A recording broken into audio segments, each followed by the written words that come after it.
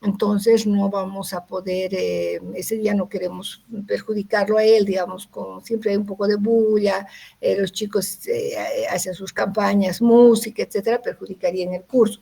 Entonces, nosotros estamos auspiciando con el aula magna, ¿no?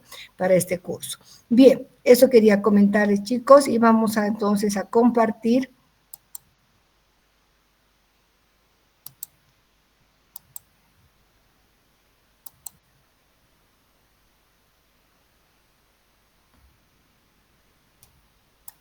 Vamos a ver un tema muy, muy bonito, que son las drogas con heteróxidos de flavonoides y antocianidinas. Cuando nosotros en la naturaleza vemos, por ejemplo, una naranja, una mandarina que nos encanta el color, o vemos, por ejemplo, unas moras o unas cerezas, o la col morada, y decimos, qué bonito color, ¿no es cierto? Pero esos colores tienen, porque tiene determinados compuestos químicos que le van a dar ese color característico.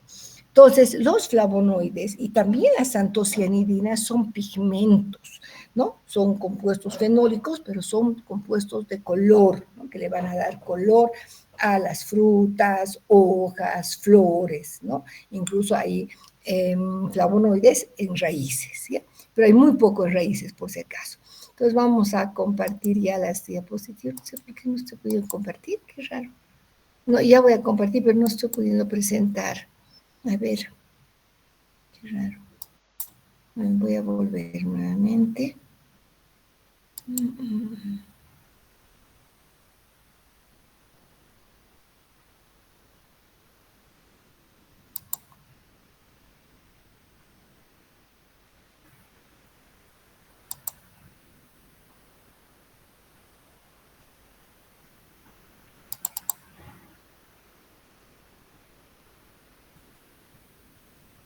Estaba compartiendo, pero ya no me dejaba presentar. Ahora sí.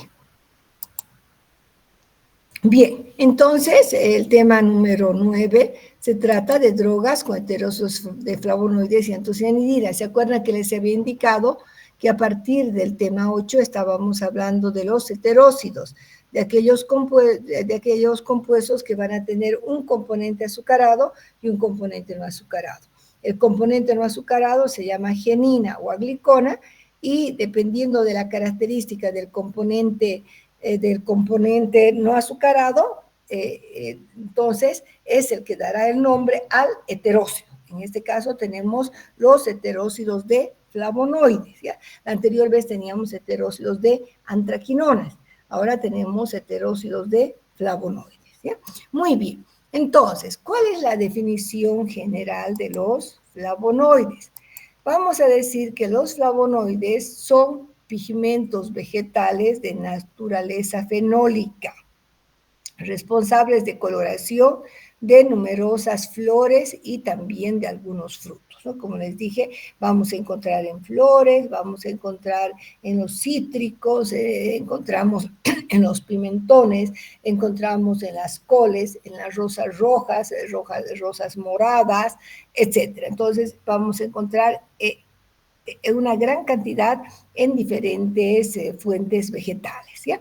Pero desde el punto químico son pigmentos vegetales de naturaleza fenólica, por lo tanto son fenoles. Bien, la estructura básica de este grupo de heterócidos, la genina, que sería esta, ¿sí? Va a tener la estructura básica de carbono 6, carbono 3 y carbono 6. Entonces, ¿cómo se enumera? Este oxígeno tiene la posición 1. 1, 2, 3, 4, 5, 6, 7, 8, ¿ya? Entonces, este es el anillo A y este es el anillo C. El otro anillo aromático se va a nombrar con apóstrofe 1', 2', 3', 4', 5', 6', ¿ya? Entonces, este es un enlace 2, 1', ¿ya? 2, 1'.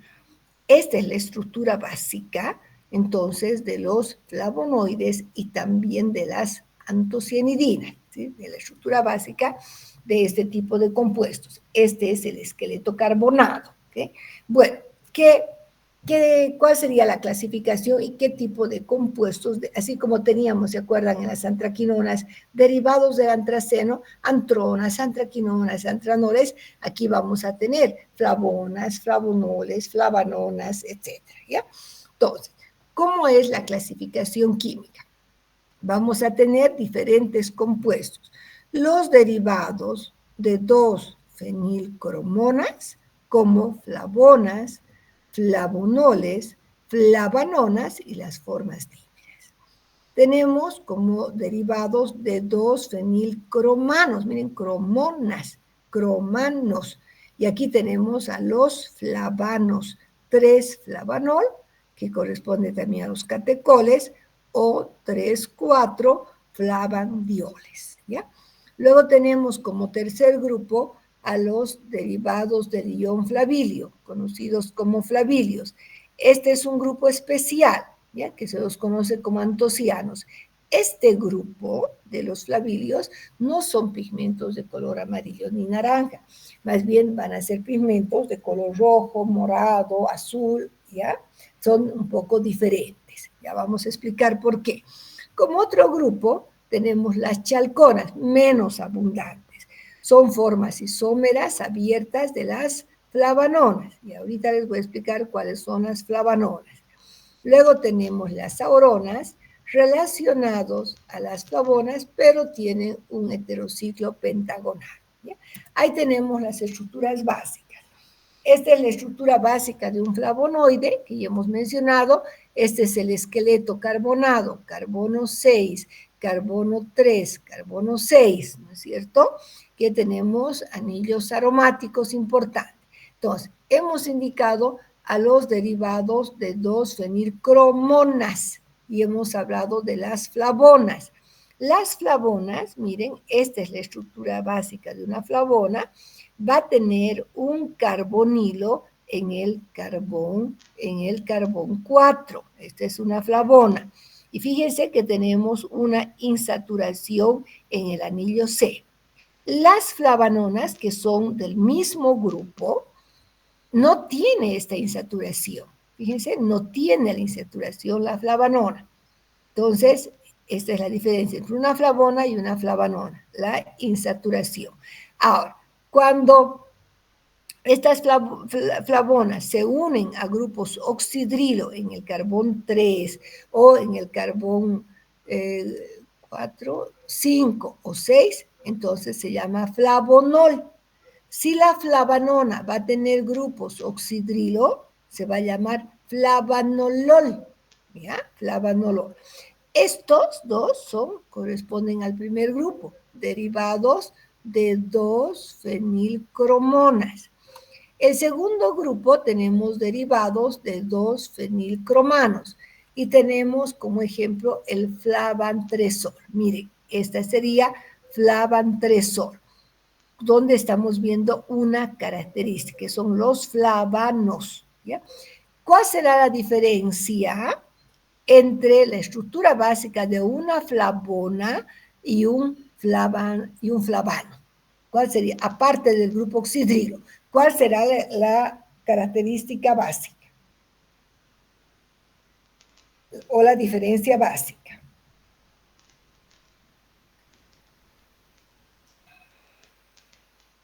Buenas noches, doctora. ¿La flavona tuviera insaturación? ¿Ya? ¿Algo más? Algo más. Está muy bien. Tiene insaturación la flavona. El flavantresol no tiene. Pero tampoco tiene la flavanona. Entonces, ¿qué otra diferencia estamos viendo? Muy importante.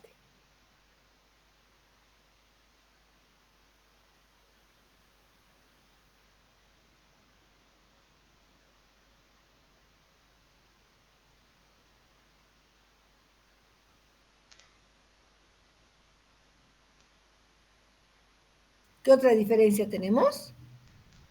Algo importante, chicos. ¿Qué otra diferencia?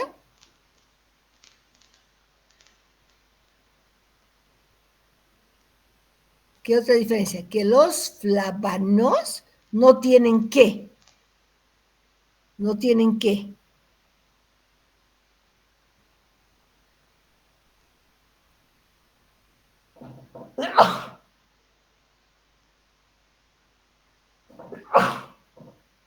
que los flavanos, chicos, no tienen el carbonilo en el carbón 4, ¿no? No tienen este carbonilo. Es otra característica de los flavanos, ¿ya? Entonces tenemos, estos son derivados de 2-fenilcromanos, ¿no? Del segundo grupo. Luego tenemos los derivados del ion flavílico. Fíjense que lo que tiene en el anillo C, una doble insaturación, lo que hace que este oxígeno se cargue positivamente. Entonces, este es el ion flavílico. Al estar cargado positivamente, es una molécula altamente reactiva. Y esta antocianidina va a tener más bien un color azul, rojo, morado, etcétera, ¿no? Es pigmento de otro color, pero tiene la misma característica estructural. Luego hemos indicado las chalconas, que tienen una estructura abierta, ¿verdad? En este caso, esta chalcona va a venir un poco derivado de la flavona, y tenemos luego las auronas, que se van a caracterizar porque el anillo C es más bien un anillo pentagonal, ¿no? Esos son entonces los diferentes grupos. Chalconas y auronas son poco frecuentes en la naturaleza. Ahora, estas son las estructuras básicas. Normalmente, todas estas moléculas van a tener grupos oxidrilo. Por eso se dice que son pigmentos fenólicos, porque casi todos van a tener uno, como este flavan 3-sol, o flavan 3, teníamos 3,4-diol, o sea, van a tener grupos oxidrilo, por eso son fenoles, ¿ya? Así se van a encontrar en la naturaleza unidos a grupos oxidrilo. Bien, esa sería la genina. Bien, ahora, ¿cómo es la distribución en la naturaleza? Como les decía, los flavonoides propiamente dicho, dejando un poquito de lado los iones flavíleo, son pigmentos vegetales de color amarillo en su mayoría. Miren, vamos a encontrar color amarillo, naranja, etc. En este grupo se encuentran las flavonas, flavonoles, las chalconas y auronas pueden ser de color amarillo. Bien, también las flavanonas. ¿Cómo es su distribución en la naturaleza? ¿Ya? Podemos decir que son abundantes en plantas como las asteráceas, las rutáceas, ¿no? Las asteráceas, hablo de la familia de la manzanilla. Las rutáceas, hablo de la familia de los cítricos, naranja, limón, toronja, etc. Las fabáceas, que son las leguminosas. ¿Sí? Las lamiáceas, hablo de la menta, del romero, ¿ya? Entonces van a abundar entonces en estas familias, ¿ya? ¿Dónde se encuentran? Generalmente estas moléculas se van a encontrar en órganos jóvenes. ¿Cuáles son los órganos jóvenes? Hojas, flores y frutos, ¿ya? Menos abundantes en raíces y en tallos, ¿ya? Hay, pero menos abundantes, ¿bien? Entonces, esas son algunas de las del melón, mire, bueno, las coles tienen más bien antocianidinas, pero los brócolis tienen flavonoides, las naranjas tienen flavonoides, los limones tienen flavonoides, ¿ya? Bueno, en cuanto a sus propiedades químicas, algo que quería decirles, chicos, normalmente a través de sus grupos oxidrilos se van a unir a los azúcares, ¿ya? Si están unidos a los azúcares, se van a llamar heterócidos. Entonces, los azúcares pueden unirse al grupo oxidrilo o lo pueden hacer también, al igual que en las antraquinonas, por un enlace carbono-carbono entre la genina y el azúcar, ¿ya? Entre la genina y el azúcar. Entonces, a esto se van a llamar heterócidos de flavonoides. Entonces, las moléculas pueden encontrarse así, libres en la naturaleza, ¿ya? Como compuestos orgánicos, o pueden encontrarse unidos a los azúcares. Los azúcares, recuerden, les da polaridad a la molécula. Entonces, varían sus propiedades físico-químicas si se encuentran, ¿ya? sí se encuentran como heterócidos o se van a encontrar libres. Entonces, en base a esto, podemos decir, la mayoría son o heterócidos, es decir, los azúcares se unen, ¿no? Los azúcares se van a unir al oxidrilo, puede ser glucosa, puede ser ramnosa. Pocos son los heterócidos, la unión carbono-carbono. Ahora, los heterócidos, aquellos que están unidos a los azúcares, normalmente van a ser moléculas solubles en agua y solubles en etanol, ¿ya? En cambio, las geninas, estas estructuras son las geninas, van a ser solubles en disolventes orgánicos apolares, ¿ya? Pero por su carácter fenólico, como tienen varios grupos oxidrilo, va a ser que tengan afinidad por soluciones de hidróxido. ¿Ya? Esa es una característica. Entonces, pero son solubles en disolventes orgánicos, especialmente como cloroforo. ¿Ya? Pero debido a la presencia de grupos oxidrilo, también pueden ser solubles en soluciones de hidróxidos. ¿Ok? Bien, esas son un poquito las propiedades físico-químicas. Hemos indicado entonces que vamos a tener geninas y tenemos heterócidos. Aquí tenemos, por ejemplo, una genina. En este caso estamos hablando la quercetina, ¿no? La quercetina va a ser un flavonol, miren, tiene grupos oxidrilos, son fenólicos y se van a unir a una molécula de glucosa y a una molécula de ramnosa, ¿no? Y aquí tenemos entonces la quercetina. Ahora, ese es un heterócido. ¿Por qué? Porque está unido a los azúcares. Estos azúcares le van a dar polaridad a toda la molécula. Tenemos otro grupo. Aquí tenemos la naringina.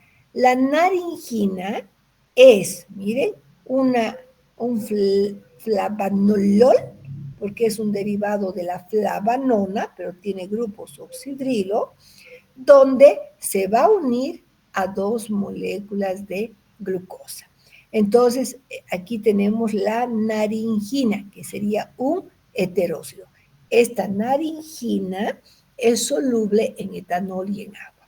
La genina de la naringina se llama naringenina, que sería esta. Naringenina, ¿por qué genina? Porque se refiere al flavonoide libre, a la genina, por eso es naringenina.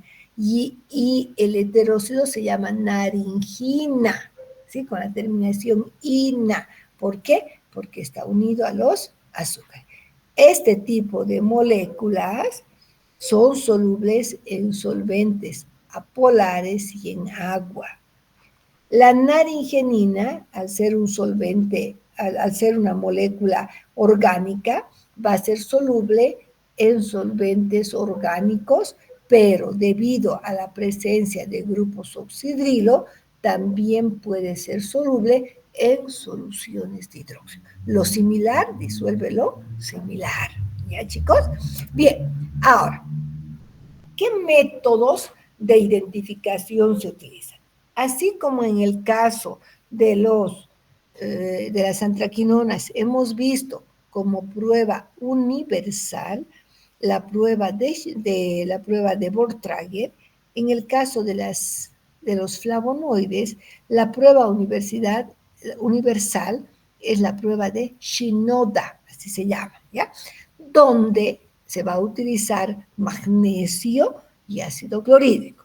En este caso, aquí tengo yo una flavona, pues vamos a agregar magnesio y ácido clorhídrico y esta molécula va a dar lugar a una conversión de la molécula en un ion flavíleo y los iones flavilios tienen tonos rojos, ¿ya?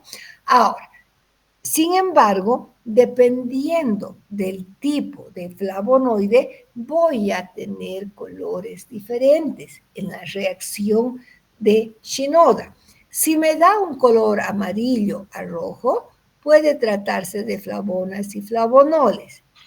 Si me da de un color rojo a un color magenta, el magenta es el rojo violeta. Entonces voy a tener flavanololes, ¿ya? Si me da rojo, magenta, violeta o azul, tendré flavanonas, ¿ya? Más que todo magenta, violeta o azul, flavanonas. Las isoflavonas me van a dar un color amarillo, chalconas y auronas no dan positiva la prueba de Shinoda, ¿ya? Muy bien. Ahora, ¿qué otras pruebas hacemos para poder identificar a los flavonoides? Podemos realizar la prueba de álcalis con el hidróxido de sodio. Las flavonas, flavanonoles e isoflavonas me van a dar un color amarillo, porque recuerden que tienen afinidad por soluciones de hidróxidos. Flavanonas, flavonoles me van a dar de un color amarillo a naranja. Y las chalconas me van a dar de un color naranja rojo, ¿ya? Entonces, esto es importante, estos colores. Este amarillo es un amarillo naranja intenso generalmente. También puedo realizar la prueba con ácido sulfúrico concentrado, ¿ya? Tomamos nuestra solución, por supuesto, etanólica o acuosa. Agregamos unas gotas, una pequeña cantidad de ácido sulfúrico, y si tengo flavanonas, flavonas y flavanoles, me da un color amarillo. Si tengo flavanonas, me va a dar un color naranja guindo. ¿Pero dónde? En el lugar donde se ha depositado el ácido sulfúrico, ¿ya? Chalconas y auronas nos va a dar más bien un rojo azulado, ¿ya? Un rojo azulado, un violeta. Ahora, al tratarse de fenoles, no sé si lo he puesto aquí, ¿no? Al tratarse de fenoles, también me va a dar positiva la prueba con el cloruro férrico. La prueba del cloruro férrico es una prueba general para fenoles. ¿Qué tonos nos da? Se coloca la solución, unas gotas de cloruro férrico al 1% y voy a tener tonos que van a ser café, verde o negro, ¿ya? Sí tengo entonces compuestos fenólicos. Es una prueba general para fenoles. Como los flavonoides son pigmentos fenólicos, nos dará positiva la prueba. Bueno, entre otras pruebas muy utilizadas para la identificación de flavonoides, tenemos la cromatografía en capa fina. Puedo hacer una cromatografía en capa fina y luego colocar sobre un transiluminador de luz ultravioleta y donde se encuentren las manchitas, ¿sí?, de los flavonoides va a aparecer la fluorescencia. Sabiendo dónde están las manchitas, puedo luego calcular el RF, como hemos visto en el tema número 4, y podemos identificar las distintas moléculas, ¿ya? Como revelador, si no tengo un transiluminador, que es lo ideal, también puedo utilizar una solución de vainilina en ácido clorhídrico al 5%. Esta vainilina se asperja, ¿sí?, sobre la plaquita cromatográfica y van a aparecer las manchas de color. Y luego, por supuesto, podríamos calcular los RF. Estas son entonces las pruebas que podemos utilizar para poder identificar los flavonoides, ¿ya? Bien, este es un método de extracción de la naringina, que después lo vamos a ver. Vamos a ver entonces qué hora tenemos. Vamos a quedar en esta parte, en la extracción de la naringina. Lo que hemos visto hasta el momento son pruebas de identificación y también nosotros podemos explicar un método para poder extraer la naringina, que es un compuesto presente en la cáscara de pomelo, ¿ya? Eso vamos a explicar la siguiente clase. Entonces, chicos, preguntas hasta aquí, por favor, dudas, preguntas que tengan.